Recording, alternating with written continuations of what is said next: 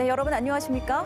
부산의 한 고등학교에서 제자를 때려 유죄를 선고받은 코치가 다시 교육 현장으로 돌아갔다는 부산 MBC 보도와 관련해 피해자가 직접 나서서 제2의 최숙현이 나와서는 안 된다며 사과와 재발 방지 대책을 호소했는데요. 논란이 불거지자 교육당국은 해당 코치를 직무에서 배제했다고 밝혔습니다. 하지만 이 말도 사실과 달랐습니다. 송광모 기자입니다. 지난 2011년 유도 국가대표를 꿈꾸며 부산 체육고등학교를 다녔던 A씨. A씨의 꿈은 당시 코치로 있던 B씨의 폭행으로 산산조각 났습니다. 고막이 파열되면서 지금까지도 후유증에 시달리고 있다고 토로했습니다. 인조고막을 삽입하는 수술까지 받아야 했습니다. 하지만 올림픽 메달이라는 꿈을 위해 참았습니다. 주먹과 몽둥이로 어린 학생들을 때리는 폭력을 어찌 훈육이라 할 수 있는지 되묻고 싶습니다. 학창 시절 벌어진 일을 가슴에 묻어뒀던 A씨는 2018년 폭행 사실을 수사기관에 신고했습니다. 법원은 지난 1월 B씨에 대해 상해죄 등을 인정해 벌금형을 선고했습니다. 그러나 B씨는 지난달 또 다른 고등학교의 기간제 체육교사로 채용됐습니다. 특정 범죄를 제외하고는 벌금형은 교사 채용에 제한이 되지 않는다는 허술한 법 때문입니다. 어떻게 학생을 폭행하여 유죄 판결을 받은 코치를 다시 교원으로 채용할 수 있는지 분노를 참을 수 없었습니다. 사람의 인권조차 보장되지 않는 체육계는 반성하고 각성해야 합니다. 부산시 교육청은 논란이 불거진 지난주부터 B씨를 직무 배제했다고 밝혔습니다. 그러나 이 말도 사실과는 달랐습니다. 학교에선 이번 주부터 B씨를 수업에 다시 투입했던 사실도 드러났습니다. 법적 결격 사유가 없어 계약을 해지하지 못했고 다른 교사들의 업무 부담이 늘어 어쩔 수 없었다는 게 이유입니다. 부득이한 경우 몇 시간, 4시간, 총 4시간은 그렇게 했어요.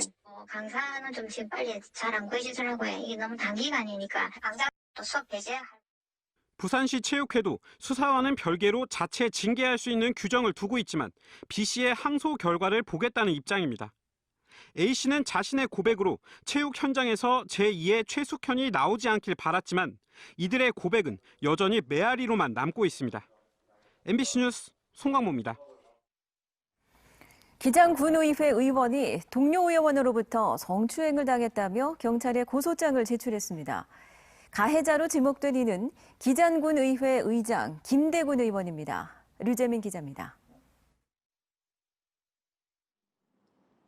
기장군의회 A 의원이 어제 부산경찰청에 고소장을 제출했습니다. 동료 의원으로부터 성추행을 당했다는 내용인데 가해자로 지목된 의원은 기장군의회 의장 김대군 의원입니다. 김 의장이 지난해 7월 한 식당에서 그리고 2달 뒤 기장군의 한 축제 행사장 등에서 여러 차례 부적절한 신체 접촉을 했다는 겁니다. 말로서도 충분히 할 수 있는데 그런 제스처 모션을 했다는 거는 저는 사람들이 보는 데서 그랬다는 게 더 진짜 수치스러웠거든요.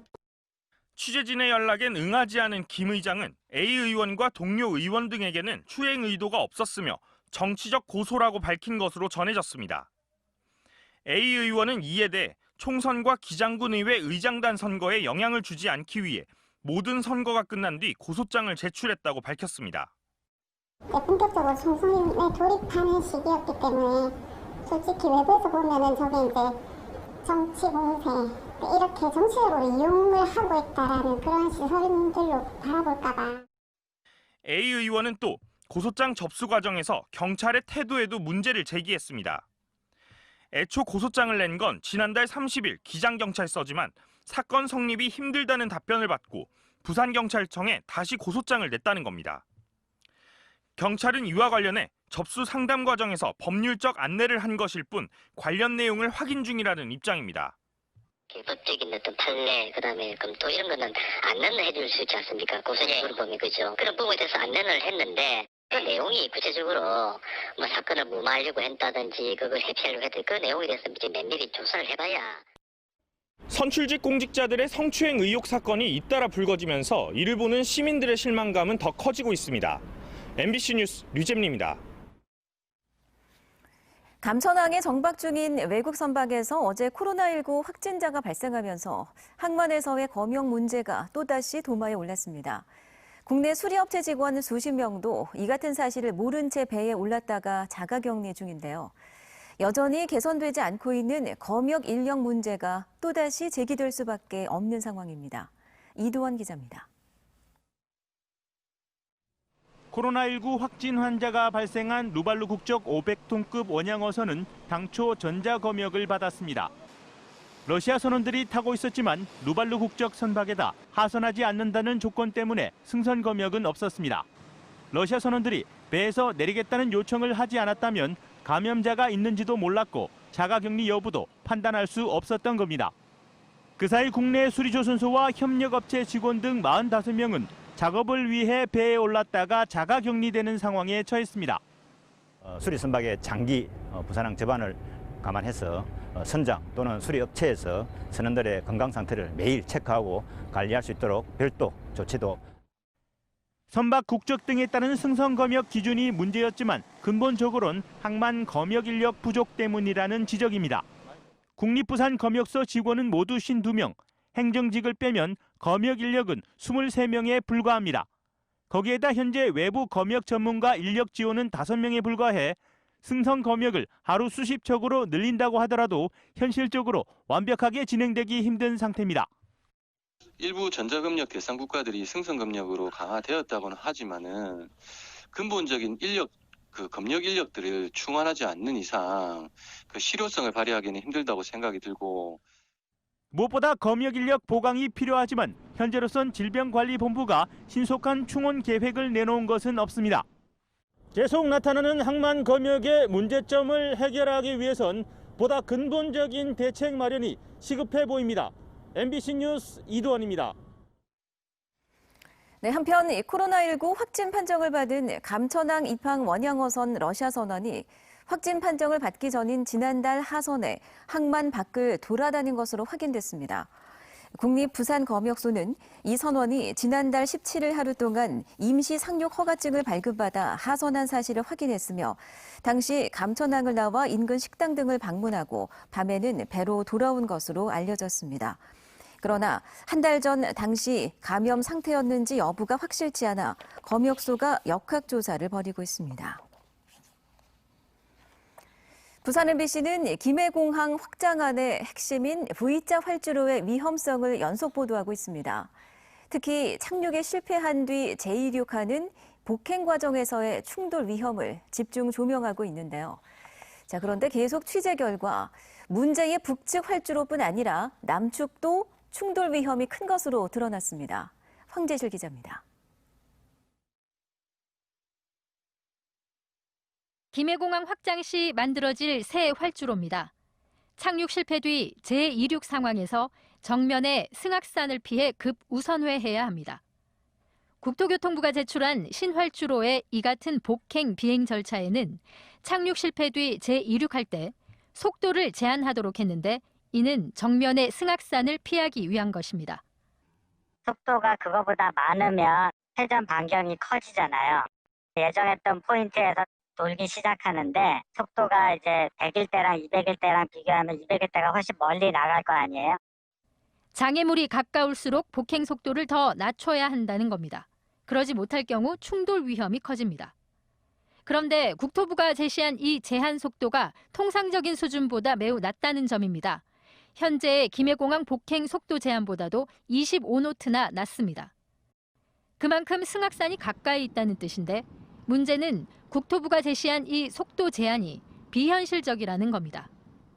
모든 고라운드가 다 그렇게 정상적으로 속도를 줄인 상태에서 하는 건 아니거든요. 예를 들어서 비정상인 상황이 발생해서 고라운드를 할 수도 있거든요. 그럴 때는 그 185나트를 못 지킬 수 있는 확률이 많아요.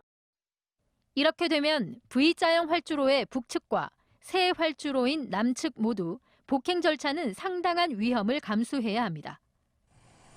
김해공항 확장으로 지금의 김해공항보다 상황이 오히려 더 악화되는 셈입니다. MBC 뉴스 황재실입니다. 김길태 사건을 기억하십니까? 자, 그리고 최근에 붕괴된 주택 사고, 이 모두가 빈집에서 발생한 일입니다. 이처럼 도심에 버려지는 빈집 수가 전국 특광역시 가운데 부산이 가장 많은 것으로 조사됐습니다. 부산시는 앞으로 10년간 2,500여억 원을 들여서 이 빈집들을 정비하겠다고 밝혔습니다. 이만은 기자입니다. 부산 도심에 버려진 빈집은 모두 5,069호. 서울과 인천 등 전국 특광역시들에 비해 월등히 많습니다. 부산시는 이 가운데 활용이 가능한 3,590호를 선별해 마을 작업장과 예술가 레지던스 등으로 정비하기로 했습니다. 나머지 활용이 어려운 1,148호는 관리 대상으로 지정해 순찰을 강화하고 특히 331호는 안전사고가 우려될 정도여서 아예 철거하기로 했습니다. 정비 사업 기간은 오는 2030년까지 10년간, 여기에 2,593억 원이 투입됩니다. 빈집이 심각하게 문제고 또 실제로 시민들 여론을 조사를 해보면 빈집이 자기 마을에서 가장 큰 문제가 빈집 때문에 이 마을을 떠난다는 얘기를 가장 많이 하고 있습니다. 그래서 인구는 해마다 꾸준히 감소하고 주택 보급률은 2008년 100%에서 2018년 103.6%까지 증가한 부산. 빈집 문제가 도심 슬럼화의 주범으로 지목되면서 이들 정비 사업이 부산 도시 리모델링을 위한 또 하나의 숙제가 됐습니다. MBC 뉴스 이만흥입니다. 6월 부산의 3대 고용지표가 1년 전에 비해서 모두 나빠진 것으로 나타났습니다.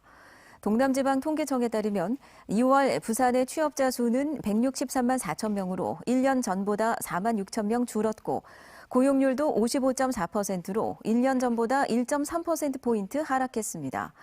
특히 코로나19 여파로 6월 일시 휴직자 수는 4만 8천 명으로 1년 전보다 96%나 증가한 것으로 집계됐습니다.